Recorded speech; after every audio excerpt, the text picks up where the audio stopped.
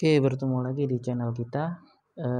Pada season ini akan saya coba membahas tentang rangkaian handle ya. Jadi di sini ada rangkaian handle. Rangkaian handle ini biasanya digunakan untuk motor di bawah 10 kW. Untuk di atas 10 kW itu bukan standar untuk penggunaan rangkaian handle ini, akan tetapi untuk di atas 10 kW itu biasanya digunakan menggunakan rangkaian star delta dan lain sebagainya. Nah, untuk rangkaian handle ini atau direct online ya, biasanya digunakan untuk motor-motor sekitar kurang lebih 8,4 kW ya. Jadi di sini bisa kalian lihat pada gambar ya, pada gambar di sini. Nah, di sini untuk membedakan ya. Jadi di sini bisa teman-teman lihat ada beberapa alamat, yaitu berupa F3, F1, dan sebagainya. Jadi di sini akan saya jelaskan dulu beberapa ini. Nah, di sini ada sumber tegangan ya. Ada sumber tegangan 3 pas. Untuk sumber tegangan 3 pas ini biasanya yang pertama L1 biasanya disebut sebagai R, L2 itu S, L3 dan itu T ya. Nah, untuk kontrol ini saya kebetulan menggunakan untuk L1 ya, atau menggunakan fasa R. Sebenarnya teman-teman bisa menggunakan untuk fasa S, fasa T ya, itu tergantung dari teman-teman merangkainya. Jadi di sini ada komponen simbol untuk MCB ya. Ini MCB 1 pas ya, dan ini untuk MCB 3 pas. Nah, sebelum membahas lebih lanjut, jadi untuk season yang sebelumnya pernah saya jelaskan ya tentang kontaktor dan overload, di mana kontaktor dan overload itu dibagi menjadi 2 bagian, yaitu satu untuk bagian kontrol dan satu lagi untuk bagian tenaga. Nah, pada rangkaian ini ya, jadi untuk kontrol dan tenaga itu terpisah ya, jadi jangan digabungkan. Nah, untuk pada rangkaian ini untuk bagian kontrolnya. Nah, sedangkan yang bagian ini adalah untuk tenaga ya. Ya, jadi beda ininya untuk perakitannya ya. Nah, di sini juga ada di sini sebagai tombol push button NC ya, atau biasanya untuk sebagai tombol off, dan ini adalah tombol push button NO untuk sebagai tombol on-nya. Nah, di sini ada alamat ya, yaitu simbol untuk coil kontaktor, NO kontaktor K1. Kenapa saya bilang NO kontaktor? Oke, teman-teman boleh perhatikan di sini ada alamat K1 ya. Untuk pembacaannya di sini juga ada K1 dan di bagian sini adalah K1. Berarti bahwa ini menandakan 1 2 3 4 5 itu adalah satu buah kontaktor ya, satu buah kontaktor.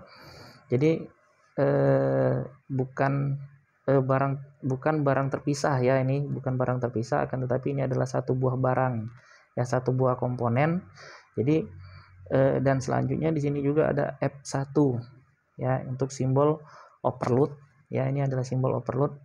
Session kemarin sudah saya jelaskan juga tentang overload. Nah, di overload ini juga ada untuk tenaga. Nah, pada bagian ini adalah untuk tenaganya, dan untuk overload itu juga ada yang digunakan untuk kontrol. Nah, bagaimana membedakannya? Cukup kalian lihat alamatnya F1. Nah, di sini bagian sini adalah untuk F1 dan bagian sini pun untuk F1. Sedangkan yang ini adalah NO overload dan yang ini adalah untuk NC overload. Nah, jadi seperti yang sebelumnya saya jelaskan, jadi teman-teman bisa lihat di season sebelumnya. Oke, jadi di sini ada 2 buah lampu ya, 2 buah lampu.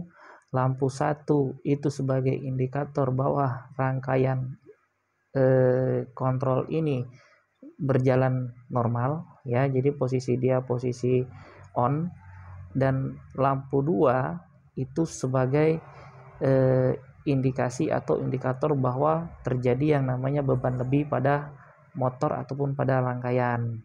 Nah, jadi teman-teman bisa lihat di sini. Oke, kita coba on kan ya. Oke, kita coba on kan. Nah, untuk awal ini ya, jadi untuk awal ini sumber tegangan hanya sebatas ini ya. Jadi untuk ke sini belum masuk. Nah, ini pun belum masuk karena kenapa? Dikarenakan MCB-nya belum pada posisi on. Oke, kita posisikan on untuk MCB. Nah, saat saya posisikan on untuk MCB, ya jadi arus listrik sudah masuk nih ke dalam MCB nih. Ini saya jelaskan dulu bagian kontrol dan masuk ke dalam dihubungkan oleh NC overload ya, dihubungkan oleh NC overload dan dihubungkan juga oleh tombol off ya, tombol off dari push button ya, dan terputus pada bagian di sini ya, dikarenakan memang belum terhubung.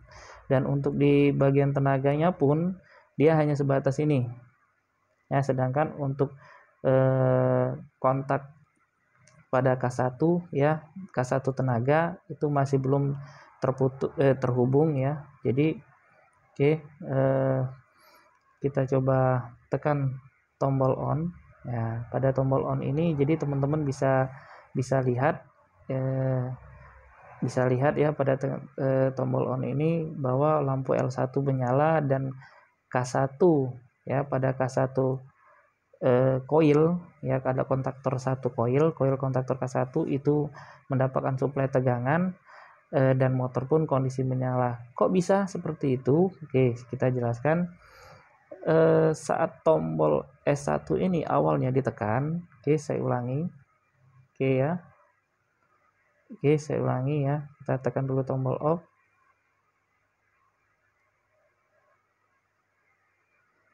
Oke, kita tekan dulu tombol off. Saat tombol S1 kita tekan, oke teman-teman bisa perhatikan ya, tombol on S1 itu posisi terhubung, dan ketika saya lepas, istilah tidak saya tekan, dia akan terputus ya, dia akan bergerak, terhubung dan terputus ya. Nah, kok bisa dari mana sih aliran listriknya? Nah, jadi arus listrik itu yang awalnya ya, yang awalnya pada kontak NO-K1 ini itu tidak terhubung ya, dia arus listrik itu awalnya mengalir dari sini. Nah, oke, koil K1 atau kontaktor 1 itu menjadi magnet ya, seperti yang saya jelaskan pada season sebelumnya, dia menjadi magnet dan menarik NO ya, NO-K1 sehingga dia terhubung.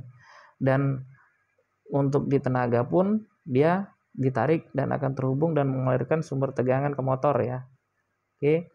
Nah, jadi saat koil ini tadi mendapatkan sumber tegangan dan dia menjadi magnet menarik NO-K1, ketika yang awalnya sumber tegangan itu masuk melalui sini ya, sumber tegangan dan arusnya masuk melalui S1 dan dialirkan ke K1 koil.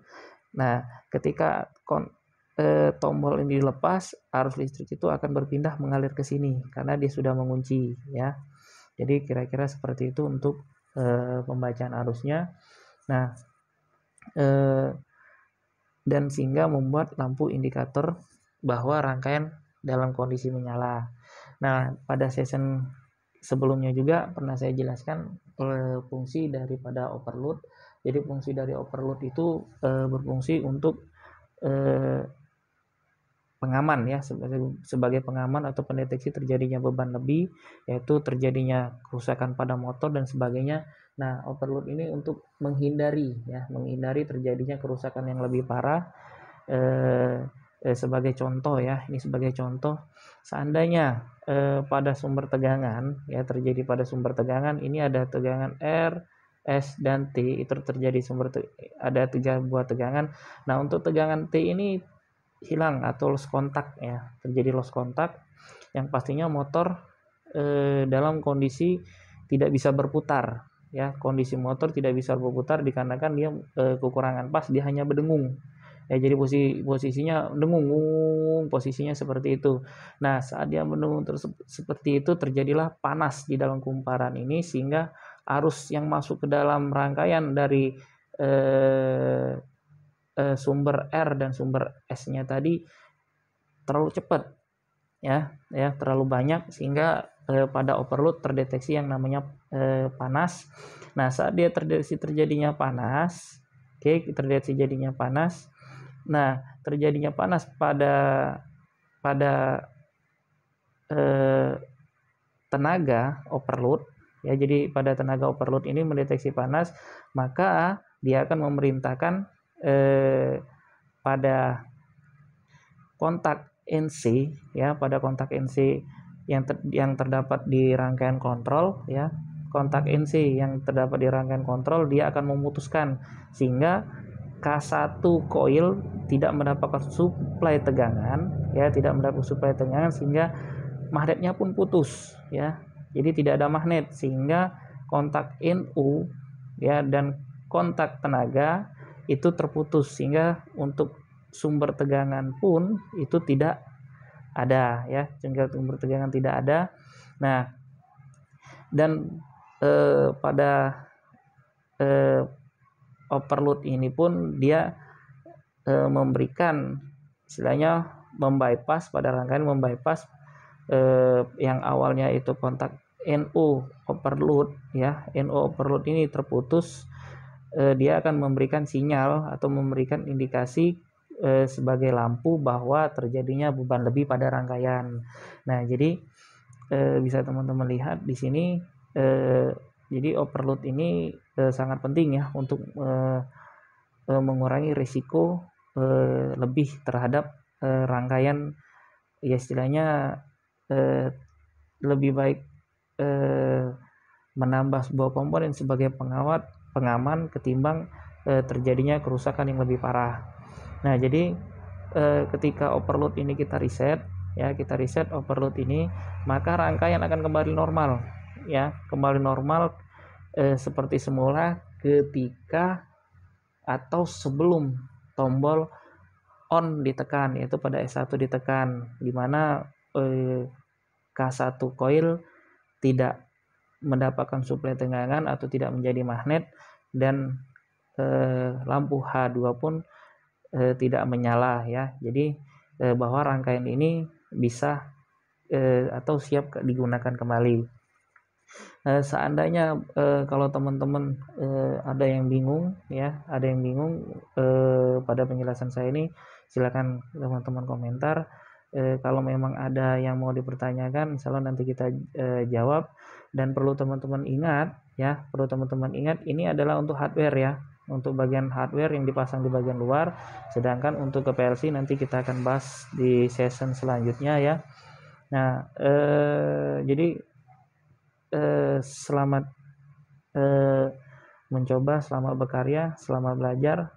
Semoga bermanfaat buat teman-teman. Oke, terima kasih.